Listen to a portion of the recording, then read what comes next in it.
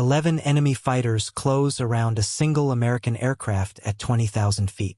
No clouds. No friendly cover. No easy escape.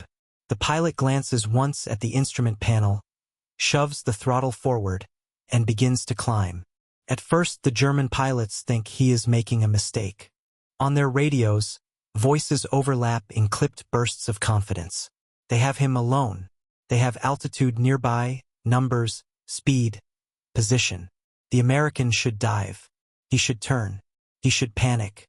Instead, he points the nose of his Republic P-47 Thunderbolt upward and keeps climbing. A minute later, the tone on the German frequencies changes. Confidence becomes confusion. Confusion becomes irritation. Then disbelief. One by one, the Messerschmitts and Focke-Wulfs fall away. Their wings begin to shudder in the thinning air. Engines lose power. Climb rates collapse. Gun sights drift uselessly beneath the target.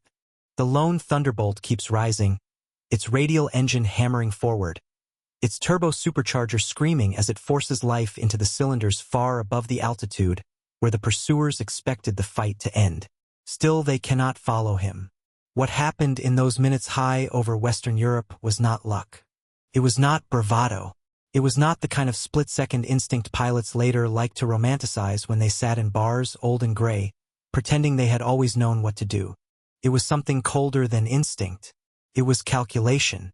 And in the spring of 1944, when the air war over Germany had become a daily slaughter measured in fuel, altitude, and men who did not come home, calculation could be as decisive as courage. The world below was preparing for invasion. Britain groaned under the logistical weight of armies, fuel, ammunition, landing craft, and aircraft assembling for the assault that would eventually break open Fortress Europe. Before that invasion could happen, the skies had to be contested and, if possible, controlled. American heavy bombers crossed the Channel day after day, driving deep into occupied Europe and Germany itself, striking factories, rail hubs, airfields, and oil facilities. Every mission demanded escorts. Every escort mission carried its own arithmetic of risk.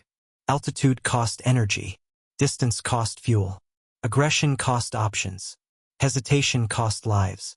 The fighter pilots of the 8th Air Force lived inside that arithmetic. Their job was brutally simple to describe and brutally difficult to execute. Stay with the bombers. Intercept attacks. Keep enemy fighters off the heavy formations long enough for the crews to reach the target and come back. The Luftwaffe, experienced and desperate, answered each raid with practiced violence. They climbed from hidden fields, assembled in the sun, and came down through the escort screen in slashing attacks timed to seconds and angles. They wanted separation. They wanted chaos. They wanted one bomber box isolated from the others, one opening, one break in formation that could be widened into slaughter. The escort pilots knew it. The bomber crews knew it. The enemy certainly knew it. Into that violent geometry flew the P-47 Thunderbolt, an airplane that seemed, at first glance, to make very little sense as a fighter. It was huge, heavy, nearly 7 tons when fully loaded. Its fuselage looked too thick, its nose too round, its radial engine too massive. Sleek it was not. Elegant it was not. The P-51 Mustang looked fast just sitting still. The Thunderbolt looked like machinery. Its Pratt & Whitney R2800 double Wasp radial engine produced immense power, but the airframe wrapped around it felt more like a flying vault than a duelist's weapon. Pilots called it the Jug, short for Juggernaut, and the nickname carried equal parts affection and complaint. Some loved the way it could dive like a shell and survive damage that would have torn lighter aircraft apart. Others saw only weight, drag, and a turning circle that felt, at lower altitudes, like a death sentence against more agile opponents. Early combat reports reinforced the mixed reputation. The Thunderbolt was fast in the dive, brutally strong, and stable as a gun platform. But get it low, slow, and horizontal against a clever enemy, and it could feel clumsy. German pilots learned this quickly. They baited Thunderbolt pilots into turning contests. They pulled them down from their altitude advantage, forced them to burn speed in hard banks, and punished them when the big American machine lost the energy that made it dangerous. American doctrine adapted. Avoid prolonged turning fights. Use speed. Use the dive. Do not let the enemy dictate the terms of engagement. All of that was sound advice. But doctrine often lagged behind reality, and reality had begun to reveal something the pilots themselves only half understood. High above the bomber stream, where the air turned thin and bitterly cold, the P-47 became a different aircraft. Most pilots did not fully appreciate it at first. They flew it the way they had flown other fighters, treating altitude as a transit band, not as a weapon in itself. They thought in terms of speed and deflection, attack and breakaway, not in terms of vertical sanctuary.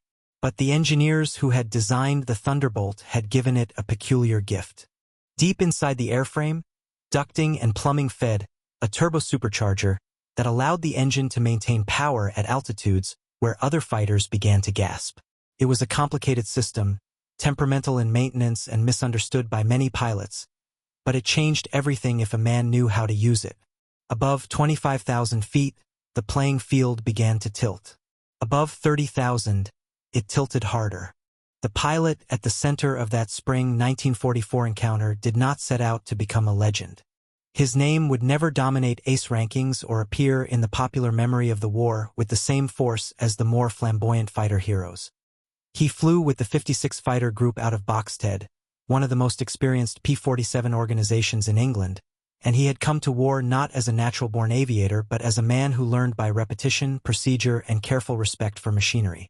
Before the war, he had grown up far from great airfields or aviation circles.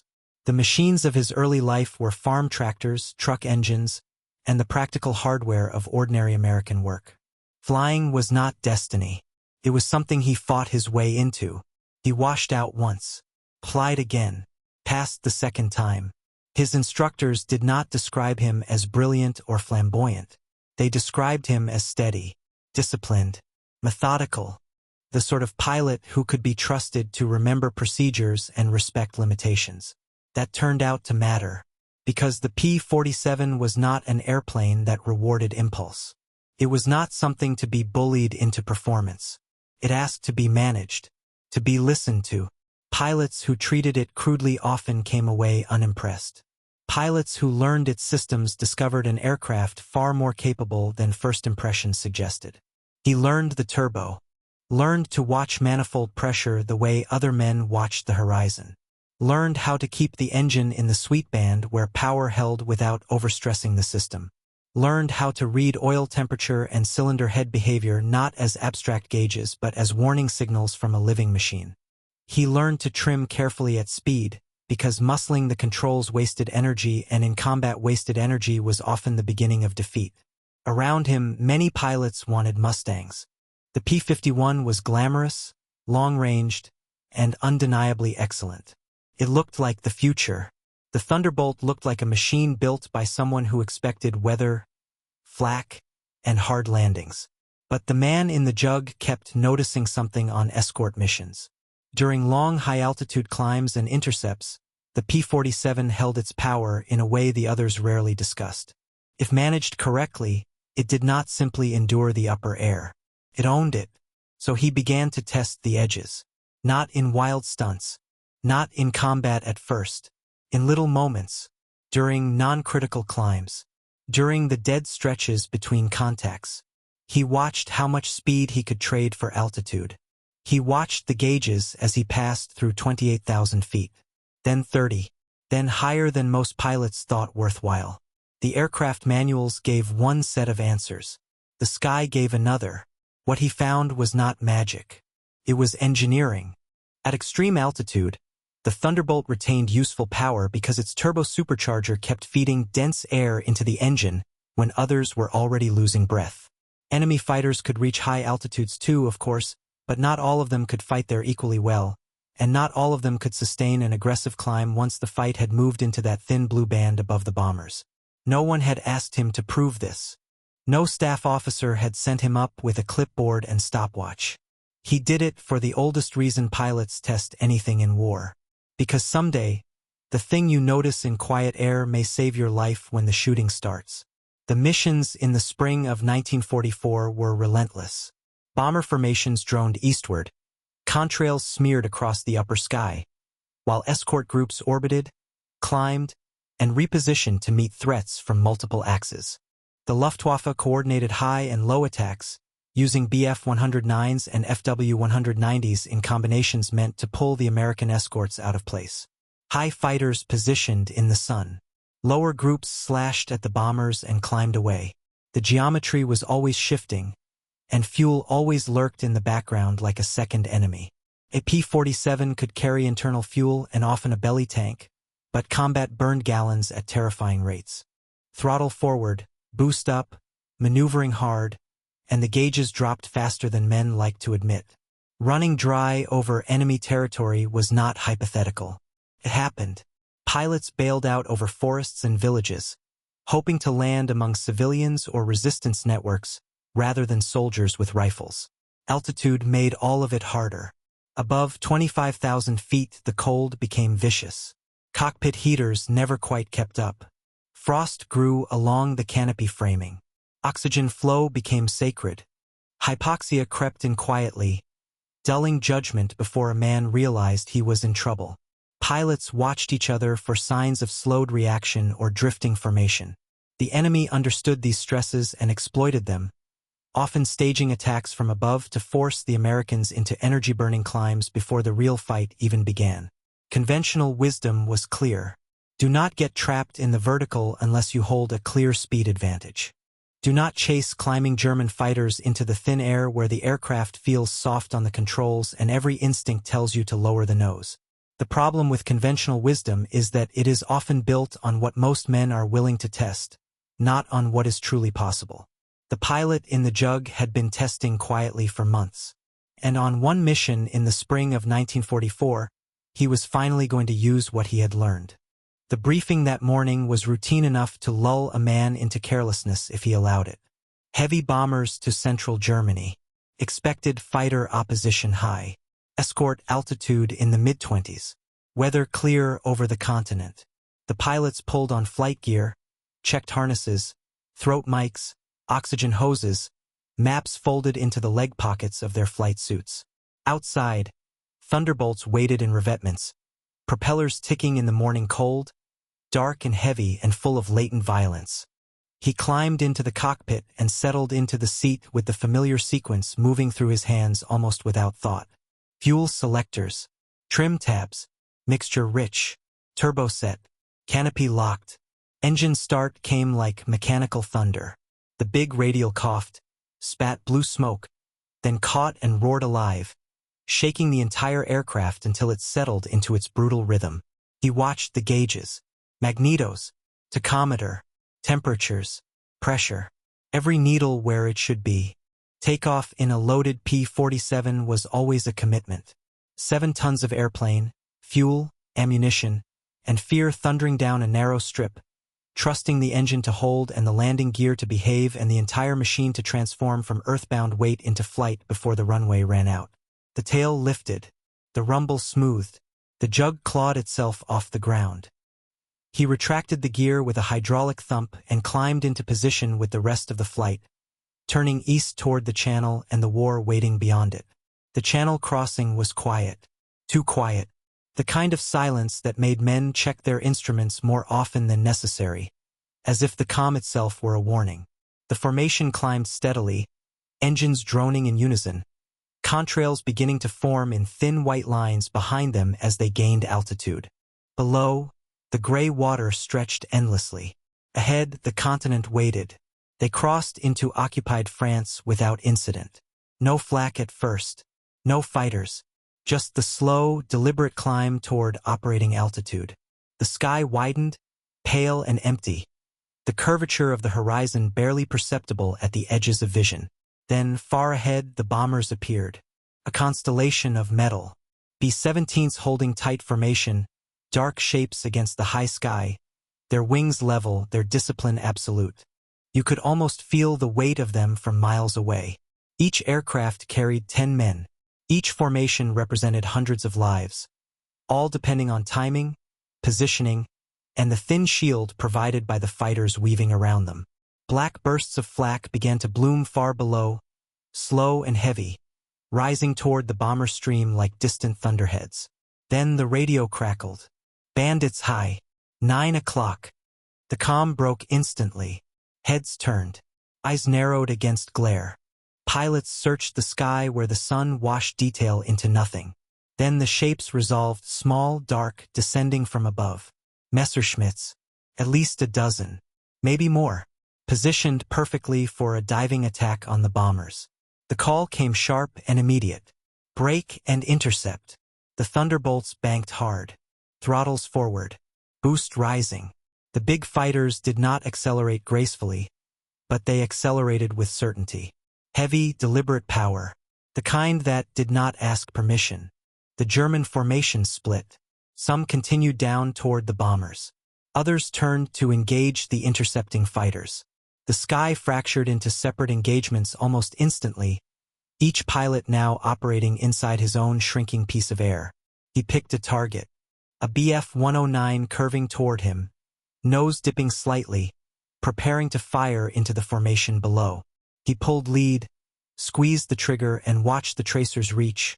Close, but not enough. The German pilot rolled sharply, diving away. He followed, nose down, speed building fast. The Thunderbolt felt alive in the dive, stable and powerful. The airframe cutting cleanly through the air. The altimeter unwound rapidly. 22,000. 20. Teen. The Bf-109 pulled up suddenly, trying to reverse the engagement. He anticipated it. He adjusted, pulled just enough, not too much, let the gun speak again. This time the tracers connected. Small flashes along the enemy's cowling. Smoke followed almost instantly. The German aircraft rolled, inverted, and dropped away, falling toward the earth, trailing a thin line of failure. He broke off. No time to confirm. No time to follow. He pulled out of the dive and scanned, and immediately felt the shift. He was lower now, 18,000 feet. The bombers were above him again. The formation had moved on. The sky that had been organized moments ago was now chaos. Fighters scattered, individual combats unfolding in every direction. He started climbing back. Then the radio erupted. More bandits. North side. Multiple groups. He looked up and saw them. Not a formation. A swarm. More Bf-109s. FW-190s mixed in. Dozens. Too many to count cleanly in a single glance. They were already descending, already committing to the fight, already picking apart the scattered American fighters below. The engagement collapsed into fragments. No more structure. No more formation integrity. Just individual aircraft, pairs at best, trying to survive inside a rapidly shrinking sky. He searched for his flight. Nothing. No wingman. No leader. No recognizable formation. He was alone. Then they saw him. 3 enemy fighters turned in his direction first. Then 2 more joined. Then more again. Sliding into position, adjusting angles, closing distance. 5. 7. He counted quickly. 11. 11 aircraft converging on him from multiple vectors. His stomach tightened. This was the moment every pilot understood but never wanted to meet. No support. No escape corridor. No easy option. The first attacker opened fire. Cannon rounds snapped past his canopy, close enough to feel. He broke hard left, then right, using rudder, using roll, refusing to be predictable. Another fighter cut across his nose, tracers flashing. He pulled into a climbing turn, trying to disrupt their geometry. They stayed with him. They were coordinated. Not perfect, but good enough. They did not all attack at once. They moved in layers. One pressed. Another positioned. A third waited for him to commit to a direction. They were not chasing blindly. They were shaping the fight, boxing him in, waiting for him to run out of options. He checked his instruments. Airspeed, just over 300 miles per hour. Altitude, 19,000 feet. Fuel, limited. Enough for maybe 30 minutes of hard maneuvering. Less if pushed too far. 11 fighters closing. He ran the calculations without thinking about them as calculations. Dive? They would follow. At lower altitude, they would have the advantage. Lighter aircraft. Better turn performance. He would be caught. Turn and fight? Impossible odds. Even if he managed 1 or 2 kills, the rest would finish it. Run horizontally? No chance. They already had position. There was only one direction left that had not been closed. He looked at the gauges again. Manifold pressure holding steady. Turbo responding. Oil temperature acceptable. The engine was strong. Below him was danger. Above him, possibility. He made the decision. Not impulsively. Deliberately. He pulled the nose up. Not violently. Not a desperate yank. A firm, controlled pull, converting speed into altitude, carefully, precisely, exactly as he had practiced in quiet air months before. The thunderbolt responded. The angle increased. 20 degrees. Then more. Airspeed began to drop, but the climb was real. 20,000 feet. 21. He pushed the throttle forward to the stop. Full combat power. The engine roared. The turbo supercharger spooled harder, forcing compressed air into the engine as the outside air thinned. The manifold pressure held, almost unnaturally stable for the altitude. The aircraft did not feel comfortable. Felt heavy. Felt strained. The controls softened. But it was still flying. Behind him, the Germans followed. At first, confidently. They expected him to level off. Expected him to stall. Expected him to make the same mistake most pilots made when the airspeed bled away and the aircraft began to feel wrong. He did not level off. He kept climbing. 23,000. 24. The airspeed dropped further. 160. Close to the edge. He adjusted trim carefully. Small inputs. No wasted movement. The ball centered. The wings steady. Every control input measured, because at this margin, error was not recoverable. The first German fighter began to struggle. A Bf-109 behind him started to shake. The pilot pulled harder, trying to match the climb angle, but the engine was losing power. The aircraft wobbled at the edge of a stall. The pilot pushed the nose down, forced to regain speed. Another followed. Then another. The formation behind him began to stretch, to distort. They had expected a brief climb. Not this. Not sustained. Not into the altitude band where their engines began to fail them. 26,000. 27. The thunderbolt kept rising. 28,000 feet. The world was changing. The air thinned to something almost unreal, no longer something you moved through, but something you survived inside. The controls felt distant now, softened, as if connected through rubber instead of metal. Every movement had to be anticipated. Every correction had to be small. The airspeed needle hovered dangerously low. 150. Too close. Too close to the edge where lift simply disappears and the aircraft stops being an aircraft. He did not pull harder. That was the instinct. That was the mistake that killed men. He held it. Held the angle. Held the climb. Trusted the machine. The engine roared behind him, steady and violent. The turbo supercharger screaming as it forced breath into an atmosphere that no longer wanted to give it. The manifold pressure held where it should not have held. The gauges, those small, fragile needles, became the only truth that mattered. 29,000. 30. Behind him, the sky emptied. The German fighters were no longer climbing. They were falling away, one by one.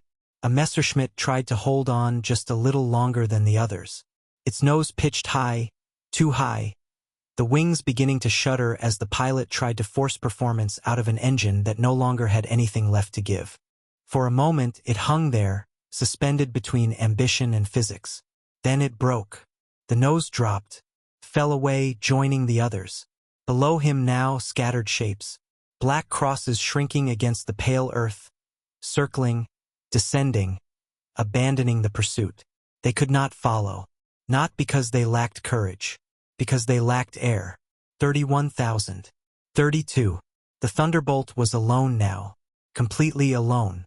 The sky above him deepened into a darker shade of blue, almost violet at the edges. The horizon curved slightly, subtly, the shape of the world revealing itself in a way few men ever saw.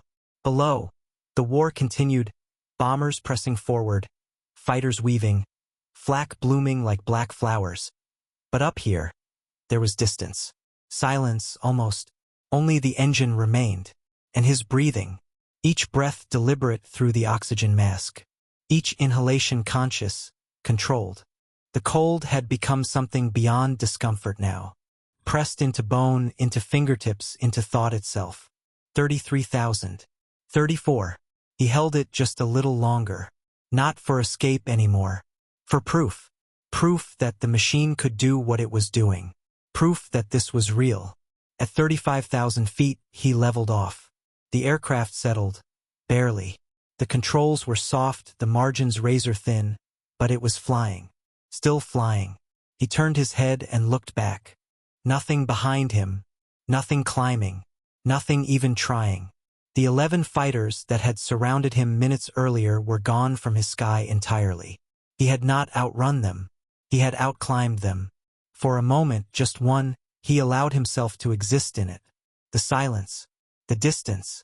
The fact that he was alive when, by every reasonable expectation, he should not have been. Then training returned. Always. He lowered the nose gently.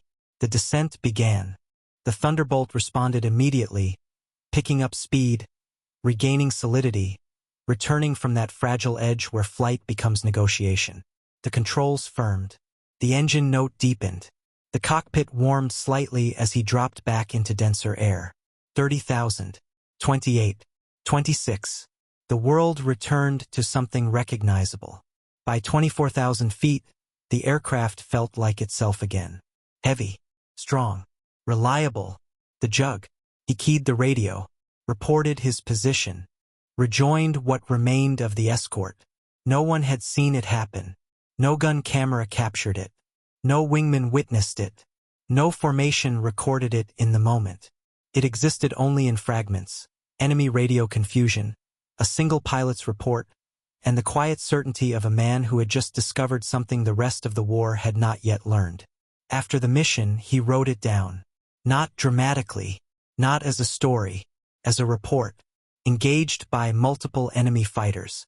Evaded via sustained climb to extreme altitude. Returned to formation. The intelligence officer reading it paused at the altitude figure. 35,000 feet. In AP 47. Climbing under combat power. He raised an eyebrow, but he did not challenge it. Because the rest of the report made sense. The fuel matched. The engine behavior matched. And most importantly, the pilot had come home. That was evidence enough. Word spread slowly, as it always did. Not through official briefings at first, but through conversation. Quiet discussions in ready rooms. Questions asked over maps and coffee and cigarettes. How did you get away? At first, they didn't believe it. 35,000 feet. Climbing. Not diving. Not running. Climbing. But curiosity is stronger than skepticism in war. Other pilots began to test it. Carefully. Cautiously. They pushed their Thunderbolts higher during missions. Watched the gauges. Felt the aircraft at the edge of its envelope. And they found the same thing. The jug still had power. Above 30,000 feet, it still had something left. The enemy did not. The implications spread. Flights began to take station slightly above the bomber formations. 2,000 feet higher. Sometimes more. High cover. A reserve of altitude that could be spent or saved. A position that allowed them to dive when needed or climb away when necessary. The P-47 found its role. Not just as a blunt instrument, but as a machine that could own the vertical. German pilots adjusted. They stopped chasing Thunderbolts into that altitude band unless forced. They learned to pull the fight down where their advantages returned. But that, in itself, was victory of a different kind. Because now, the American pilot could choose. And in air combat, choice is survival. The war moved on. As wars do. New tactics. New aircraft. New losses. The P-51 took center stage. Jets began to appear at the edges of possibility. The Thunderbolt continued to fight. Diving, strafing, enduring. But its strange advantage in the thin air became just one more lesson absorbed into the growing body of fighter doctrine. After the war, it became theory. Energy management. Vertical separation. Specific excess power. Words. Clean words. But behind those words lived moments like this one. A single decision, made under pressure, to go up when instinct demanded anything else. The pilot flew more missions, survived, came home. His name settled into records, into logs, into history that would not shout about him. No ceremony marked the climb. No medal recognized the refusal to die. But the lesson remained. Years later, when asked about it, he did not describe it as brilliance. He described it as listening. To the machine, he said. You don't force it. You don't guess. You pay attention. He paused, searching for the right words, as if even then the moment resisted explanation. You learn to trust it, not blindly, completely. And then, almost as an afterthought, the line that stayed with those who heard it. That day, the thunderbolt told me it could climb. Faint smile. So I let it.